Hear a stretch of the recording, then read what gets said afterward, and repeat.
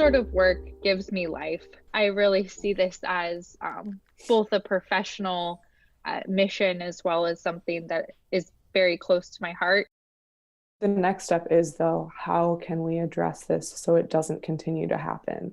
A lot of the gender equity, racial disparity type research out there identifies problems. So we know there are all of these problems. There's not a lot of work being done on how to solve them. I'm Kate Gerrul. I'm a third-year medical student at Washington University in St. Louis. I'm Maren Loe. I'm a third-year MD PhD student at Washington University in St. Louis. Welcome to the 17th episode of the MD Edge Post Call podcast. I'm the host, Nick Andrews. At MD Edge, we know that medicine can be a bit of an awakening at every step of your career, from med school to residency to fellowship and on to practice. So this podcast is all about sharing your stories, what you love in medicine and what you love outside of your career. Here, we want to draw on the things you love and help you find your truth. In this episode, I welcome WashU medical students Kate Gerrul and Maren Loe. Together with their colleagues, they founded a nonprofit called 500 Women in Medicine. Their aim is to create a network of peers, mentors, and connections for women in medicine. We spoke about the motivation behind the group and what exactly the leaky pipeline is. We also talked about where they see themselves in their careers and what they do for fun to relax from the grind of medical school. You can read more about 500 Women in Medicine, and you can get contact information for MD Edge as well as Kate and Maren by clicking the links in the podcast notes. Here now, my conversation with the founders of 500 Women in Medicine. I was on Twitter, I guess it was about a month or so ago, and I see this account, 500 Women in Medicine, and it's gaining a lot of momentum. Well, what's going on? And so you look into it, and it's a very interesting movement, and recently I found that it made its way to an article in Forbes, even, on Forbes.com. So you guys got a lot of traction. But why don't you start by telling me what it is 500 Women in Medicine is and what the mission is? Yeah, so 500 Women in Medicine is a nonprofit organization that 5 of us women medical students started with the mission of increasing visibility and networks for women physicians. So a lot of us were interested in this topic, both from a research perspective and things we've observed in the hospital and in our medical training. And we wanted to take this on and try to start creating productive solutions to solving some of the gender equity problems. And we started this organization. So how has the response been? So I imagine this was something that you talked about doing for a while, and then you pulled the trigger and went with it. But what, Maren, what has the response been in your circle and then in the community, the global community as a whole? The response has been incredibly positive. And I think, so at WashU, we've had a lot of people talk to us and say, wow, this is a really great idea. We are so excited for what's going to happen with this. And then the response on Twitter, I mean, we had, I think, over 1,000 followers in the first 24 hours of launching. We had people reaching out and asking, how can I help with this? And I think it just speaks to the fact that this is a need that hasn't been addressed yet, that women are looking for opportunities to increase their networks nationally and locally, and to kind of get to that next level in their careers. There's a real lack of women in leadership positions, and a lot of people will talk about the leaky pipeline. So women have been over 40% of medical students for over 20 years, and we still are not proportionately represented in the highest levels of leadership in medicine. And that's definitely one of the things that we're hoping this can help promote women, help them advance in their careers. Have you heard response or any anecdotal, I mean, you don't have to drop names or anything, but has anybody in a mentor position for either of you talked about something either that they wish that this was in place, 20 years ago, 30 years ago, or have any sort of sage older advice, either male or female? I don't know if they've necessarily said that they wish something was in place earlier, but rather more that they're really excited for what Hmm. this can do for future generations of women. I think that they realize the power in creating these networks and connections. And so I think they see that this sort of platform and this sort of movement can really make a big difference. Yeah, and I think that this is something that is really possible because of where we are with technology today. Like through the internet, I think a lot of physicians on Twitter are making connections across the country that they wouldn't otherwise have. And I think that this kind of formalizes a lot of networks on like that national level and is going to help with visibility and kind of putting it all in one place. Sure. Yeah, that makes sense. So as you're looking at the scope of this and it launches to immediate success, and now I guess the boots are on the ground and it's time to gradually continue to grow the network and make change happen. And all of this is happening while you guys are in the early stages of your training, which is a notoriously difficult time for all physicians and trainees and medical professionals. And how are you guys balancing the extracurricular thing that this has become as with, the training portion? This sort of work gives me life. I think that I really see this as both a professional mission as well as something that is very close to my heart. So I found it to be a great relief from work. And frankly, it allows me to respond to things that I found frustrating in my first few years of medical training. And so I think it's been a great outlet for me to really feel like I can make some positive change for all women physicians. And so that's been really important to me, even despite the heavy workload of being a medical student.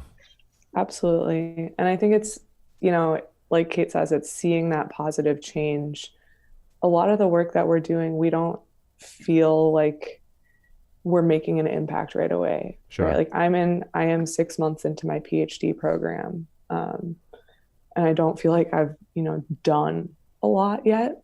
But this is something where I feel like there is a tangible outcome that we're really doing something. We're really helping the community. Yeah, so let's get into what I guess the goals long term and 5 years, 10 years, 20 years down the road will be. I'm always fascinated by any sort of socio demographic disparities among cultures. I think that the two biggest ones that stand out to me are in tech, where 17% of engineers and coders are women, and then conversely in nursing, something like 80 to 85% of nurses are women. However, the people who are in the leadership roles in nursing are men, which is another conversation. But anytime there's a big either gender or race or ethnic background or religious background disparity, it's really difficult to pinpoint, is this because a group is being marginalized, or is this because there are different societal pressures here or there? Is it come from the top down, or is it from within?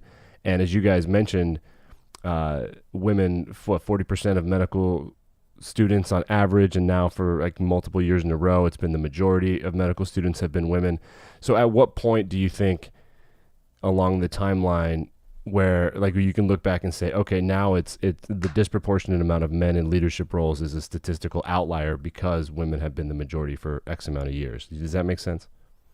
Yeah, I think that really plays into the theory Maren mentioned about the leaky pipeline.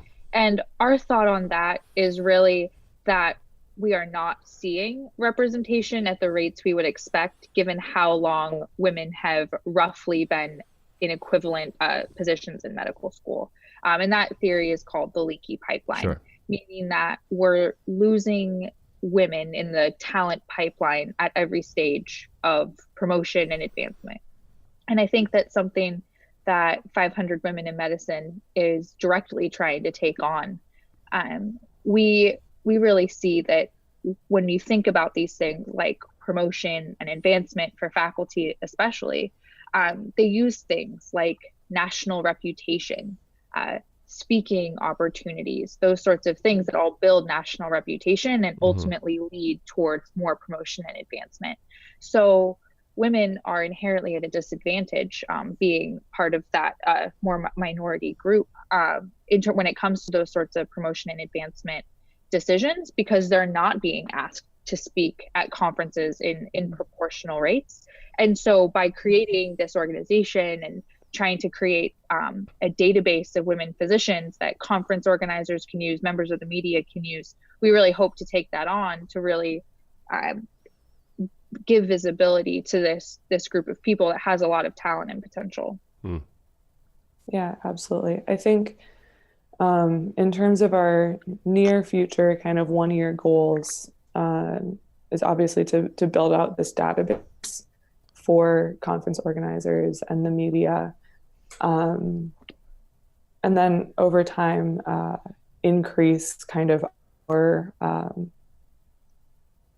way that we're serving people through like what's the literature available, through kind of like mentoring networks and sponsorship of other women within the network, working on allyship, and then having like a learning center, leadership materials, that type of thing. So really helping women both gain that national visibility that you need to really get that promotion, get that, that position at a different university, whatever it may be. And then also to work on the skills that people are looking for that you can tangibly improve. Yeah, that makes sense. Yeah, okay, I see what you're saying. That totally makes sense to me, and it seems like it would be something that there's a desperate need for, or at least to have a foundation to build on and gather data and build something in the future. I think that if I had to guess, I would guess that huge things that must dominate the conversation on how to fix these issues has to do with maternity leave. I was sitting in a conference on rheumatology, and at that time the president of the association says we have to figure out a way for women who want to still practice and do research, but not 40 to 80 hours a week, to maintain them. And right now he said that the system was in place where if you couldn't do it all the time, we don't have a place for you to do it any of the time.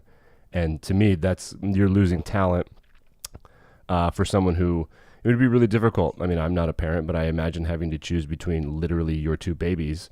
It would be a tough call. And I wouldn't want to put it on hold for 10 years and then come back. You can do a little here and a little there, or whatever you got to do. But I kind of wanted to ask, how much has lifestyle choices been something that you wanted to address, or something that you wanted to find solutions for?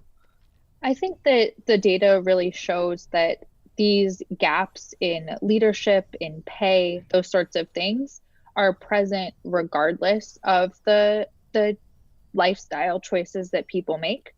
Even when you compare positions in like equivalent academic rank or in equivalent academic productivity, you still see gaps in pay equity and as well in the rates of promotion and advancement. So I think that ultimately we're still addressing gaps kind of regardless of people's choices. But I also think that that's really where the importance of networks come in. And women who are facing those sorts of challenges with issues of maternity leave or pay equity, they can really find this vast network of other women in their community and globally who are also experiencing those things to really come together, and we can create bigger solutions and share best practices amongst people. That's the power in this network. Yeah, I think that also that's the power of working on allyship, right? Working with people who are in power and saying, don't make assumptions about women of childbearing age, whether they want that promotion or not.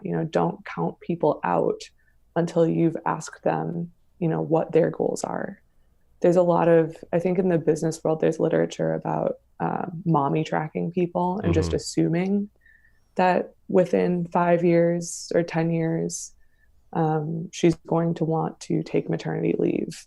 And therefore, like, maybe it's not a worthwhile hire from the company's point of view. And so in medicine, making sure that you're not discounting people's talent.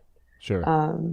And really, because women, I think women have a lot to offer, obviously from leadership perspective, And they are like if you look at, I mean, like you said, we're third year medical students and we're still really passionate about this issue. Like we find a way to make it work.